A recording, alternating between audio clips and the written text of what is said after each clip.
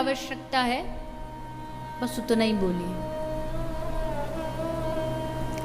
क्योंकि बोलने में हम अपनी सारी जो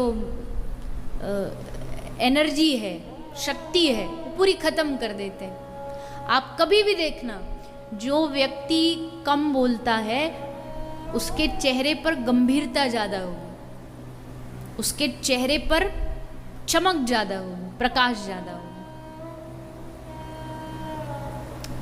हमारा जो थोड़ा बहुत शक्ति जुटती है जैसे तैसे, उसको बोल बाल के ख़त्म कर देते हैं। भजन की शक्ति थोड़ी बहुत जुड़ी, उसमें उल्टा सीधा बोल के, किसी को दो चार उल्टा सीधा शब्द बोल के अपनी पूरी शक्ति नष्ट कर देते हैं। बोलने पर नियंत्रण होना चाहिए, बोलने पर कंट्रोल होना चाहिए। मैं हमेशा कहती हूँ, कम बोलो, समय पर बोलो। समय पर भी बोलना ज़रूरी है, समय पर भी ना बोल के मौन रहोगे तो भी गड़बड़ हो जाएगा। धृतराष्ट्र को जब बोलना था तो मौन बैठा रहा। जब बोलना है उस समय मौन रहो तो खतरा है, लेकिन जब नहीं बोलना तब भी बक बक बक बक किए जा रहे, क्या लाभ उससे।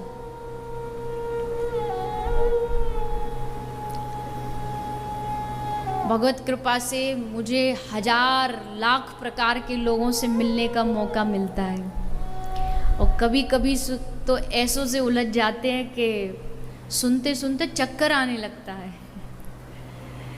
सच में कई कई ऐसे मिल जाते एकाध महापुरुष कि समझ नहीं आता कि अब उत्तर हाँ बोले कि ना बोले। अब कुछ बोले तो भी फंसे, पहली मीटिंग है बेचारा, वो हमें जानता नहीं, हम उसको जानते नहीं, पर इतना बोल लेते, इतना कैसे बोल लेते पता नहीं। कम बोलना भी एक भजन है, हर किसी के बस की नहीं। करके देख लो आप। हमें पंचायती की आदत होती है ना, इस भारत में अगर काम से रिलेटेड अगर नाम रखा जाए ना, तो 90% लोगों का नाम होना चाहिए रायचंद, जो फ्री फंड की राय बस बांटते रहते दुनिया को, बेकार की राय, कोई मांग नहीं रहा आपसे, फिर भी राय देते रहते, जहां मन कर वहीं घुस जाते हैं बोलने के लिए। ऐसा नहीं। आप किसी भी भक्त को देख लीजिए, उसे बोलने का समय कम मिलेगा। क्यों? क्योंकि उसके भीतर कुछ चल रहा है, उसके भीतर निरंतर कुछ चलता रहता है। और जिसका भीतर निरंतर भगवान नाम चल रहा है, अगर उसे बात करनी है तो उसको थोड़ी देर वो रोकना पड़ेगा, और रोकना उसके लिए ये कष्ट में है कि मैं उस भीतर जो चल रहा है उससे क्यों रोकूं। जिनके भीतर कुछ नहीं तो वो हम जैसे लोग बस करते रहते हैं। तो एक संकल्प ले सकते हैं आप कि कम बोले, जितनी आवश्यकता पड़े उतना ही बोलें, जितने से काम बन जाए उतना बोल के बात को खत्म कर दें।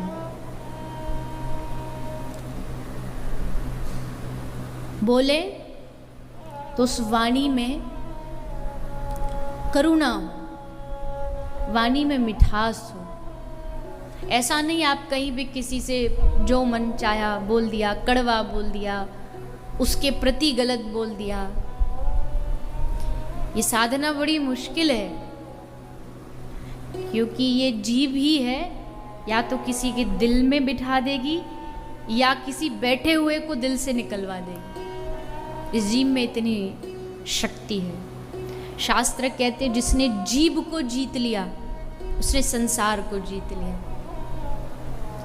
दो वजह से हम जीभ से हारते हैं। एक तो यही उल्टा सीधा कड़वी वाणी बोल के, और दूसरा जीभ के रस से हम हार जाते हैं। जीभ कहती आज मुझे ये खाना है, तो हम भागे भागे जाएंगे उसको लेने के लिए, उसको कमाने के लिए। जीभ के रस में जीभ नचाती है, ये लेकर क्या, वो कर, ये बना, ऐसा कर, वैसा कर। इन दोनों जगह से हम जीभ से हार जाते हैं। ये जिव्या बड़ी ठगनी है। इतने बड़े, इतने लंबे 5-6 फुट के शरीर को एक जिव्या है जो किसी से जब मन चाहे पिटवा दे, क्यों, कुछ करना नहीं उसे, वो बोल के खुद तो छुप जाएगी गुफासी में जा कर के, और फिर डंडे पड़ेंगे इस शरीर को। सर्वम जितम जिते रस, जिसने अपनी जिह्वा को जीत लिया उसने सब कुछ जीत लिया। तो पहला नियम, मतलब एक नियम ये भी हो सकता है कि आप कम से कम बोले, जितनी आवश्यकता उतना बोले। और दूसरा नियम क्या ले सकते हो, बताइए, मदद करिए मेरी बताने में। ये तो मेरे विचार है ना, आपके भी तो कुछ हो सकते हैं संकल्प लेने के लिए। कोई तो संकल्प हो ना जीवन में, हरिनाम का ही संकल्प। और हरिनाम से बड़ा संकल्प तो होगा भी क्या, क्या संकल्प हो सकता है नाम से बड़ा, कि हमारे जीवन में नाम भगवान आकर के विराजमान हो जाए। आज यकीन मानना, ये सबसे आसान रास्ता भी है और सबसे कठिन रास्ता भी है। नाम भगवान में श्रद्धा होना सबसे आसान है, क्योंकि इसमें ना रुपया लगता है, ना हमारा कोई समय लगता है, ना कोई हमारा डीजल पेट्रोल लगता, कुछ नहीं लगता।